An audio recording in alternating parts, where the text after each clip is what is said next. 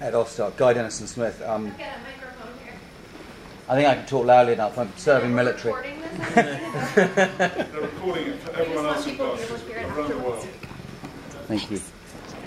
Ed and the whole team, thank you both, all of you, so much for what you've given us this evening. I was lucky enough to be on the Intrepid, I think when you came through 3 years ago, when you talked about the expedition to the North Pole. My question is, what next? You've done the North, you've done the South. Well, we've got a couple of little things going on. A couple of guys are climbing the Matterhorn in Europe this year. No one who's been wounded has gone up the Matterhorn yet, which is quite a technical mountain. And then next year we've got a team of both Brits and Americans running the Sahara Marathon, the Marathon of the Sahara. But our expeditions are going to change a little bit, because for us, more and more the focus needs to be on what we're doing on the charity. We've made, I think, a little bit of noise about who these men and women are on the 3 expeditions we've done so far, because we had Everest in the middle.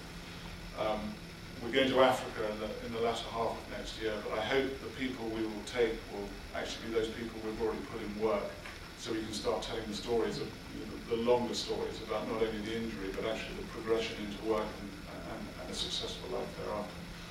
So it'll look different, but it's something it's an area our patron is very keen on, and so we'll try and tie in with other things that are happening over there. Lady Donna. Hi, Margie Kirst, USO. Thrilled to be here with our athlete Margot. Question for my fellow Yankees. Now that you've conquered the South Pole, over to Margot, what's next? For me, next week I'm starting to be a co-leader for Soldiers to Summit, helping guide 20 other injured soldiers up Mount Whitney in September. So taking a big step, because I don't like putting myself out there in front of, there's going to be a huge logistic side, and my brain doesn't work logistical at all. And so a lot of fear and anxiety along with that, but it's a step forward into hopefully the South Pole give me a lot of, I want to be a part of that world, and so this is a big step for me.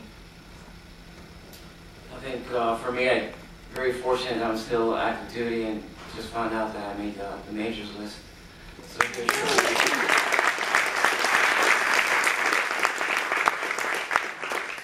Even a blonde guy can get promoted.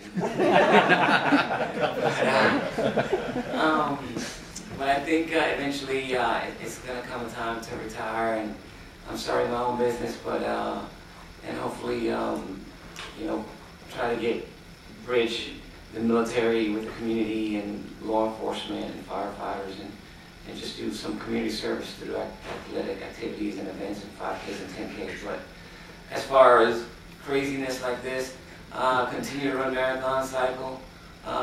The Appalachian Trail looks very lonely. And that's something I think would be fairly easy. RAM, I already cycle across America. There's a team being put together, injured service members to see if we could race across America. And there's some other stuff. We'll see. Great. Thank you. Yes, thank you very much. Very humbling to hear all your accounts, and thank you very much. And just really as a sort of charitable question, when you talk about your principles and what you're doing to support the charities, is there a way that you can try and, have you thought about sort of partnerships with some of the American or even some of the Commonwealth charities, so that some of the best practice or some of the guiding principles can then be transferred across over here and elsewhere? It was very much one of the thought processes for coming and engaging with the Americans in the first place. And since this journey that has begun on the South Pole, we've been speaking to a number of American charities, and have learnt a lot from them, and we continue to learn a lot from them. Barbara Van Dalen is here this evening, who runs Given Out, which is a phenomenal charity over here. It's become huge in the support for mental health for veterans in the US, and with our Head Start program, we've been talking to Barbara for, I can't remember how long now, it's for 6 months or so.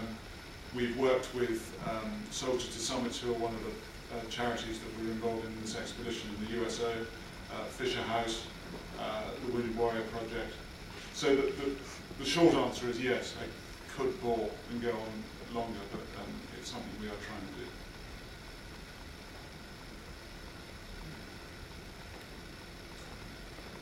And I'm wondering, could you and some of the folks on the panel talk about, I think sometimes we, who aren't very connected to the issues that come home with our service members, see these stories and say, okay, well, that's it, then we have to find these opportunities for everyone to get out and do the South Pole, the North Pole, whatever.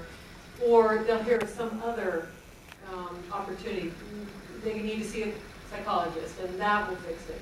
And I think your story is such an important story that talks about not only does one size not fit all, but it's a progression often for people. And that has to be something that on both sides of the pond that we get used to, we embrace. We're in this for the long haul, but I think your folks, and you're living that.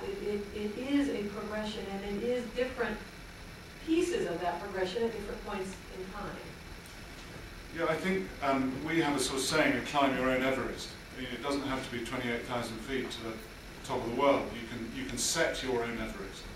And I think the important bit is for individuals, with maybe help from others, to actually identify what their Everest is. So rather than, to avoid the culture of waiting for people to come to you, you've got to go to what's going to challenge you in the future. And so building that ethos and building that mindset is really, really important. And I think within the rehabilitation system we have in the UK, that's done pretty well. As Guy mentioned, he was well looked after coming through the rehab process. And I think what we do on that side, we do really, really well. When you leave the military and you come out into the civilian world, it becomes more challenging because there's less structure for veterans to be supported in. We, the charities, do as much as we can. But if you can set people of that sort of frame of mind that I'm not going to sit here and just let it happen, I'm going to try and achieve A, B, or C, then I think you're getting a long way there. And I can speak for what happens here in America, and I've seen this over and over. You'll get a private in the Army, he gets hurt. He ends up medically retiring, sits on his couch, and ends up getting more money from the VA or that settlement for getting out. He gets hooked up on prescription drugs, starts to drink alcohol, and probably, illegal drugs, and just rots away. So I think with what's happening now, here in the future, we're going to see a large increase in number of veterans start trickling in through the VA and also homeless. Therefore, I'm a firm believer in using that GI Bill that the Army so much, the military so much makes you sign up for, and going back. So I'm a big advocate for education, employment, and training, technology, and getting guys back into the workforce, because it's going to be someone less that you guys are going to be paying taxes for, right? So if we get somebody back in the workforce, back in the community, he's going to make himself feel good. The possibilities of divorce is going to be less, and he's going to be a household head, and good in his community, and a role model for his kids. And unfortunately, it's easier just to stay at home and watch Jerry Springer and just get hooked up on drugs.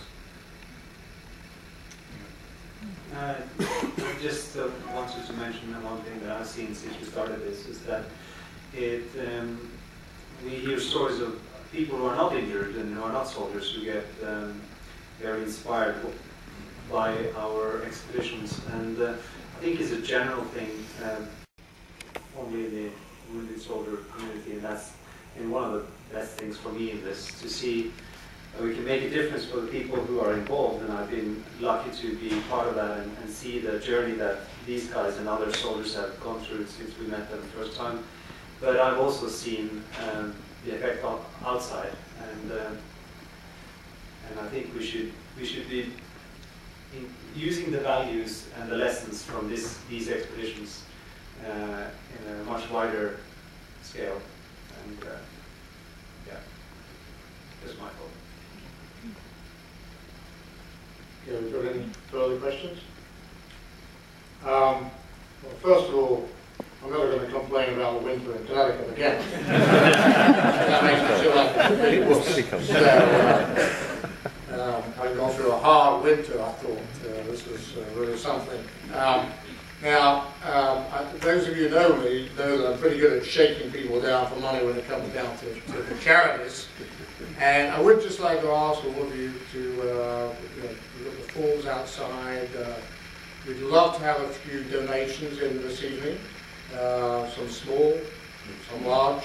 We'd really appreciate that. This is an incredible effort, and I think it would be very nice to recognize those guys with some donations.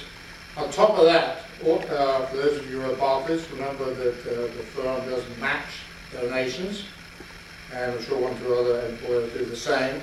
And then lastly, you guys should all consider yourselves salespeople now for walking with the wounded. You're all effectively drafted as part of the effort, and I'd like you all to think seriously about that. I'm not joking. This is an incredibly worthwhile charity, and I'd really encourage you to get behind these guys. I've been very lucky in my life. I've met a lot of wonderful people, but I've never met people like this. It's a great honor to know them, and I'd like you all to just show your appreciation for these guys in the usual loud way. So thank you all.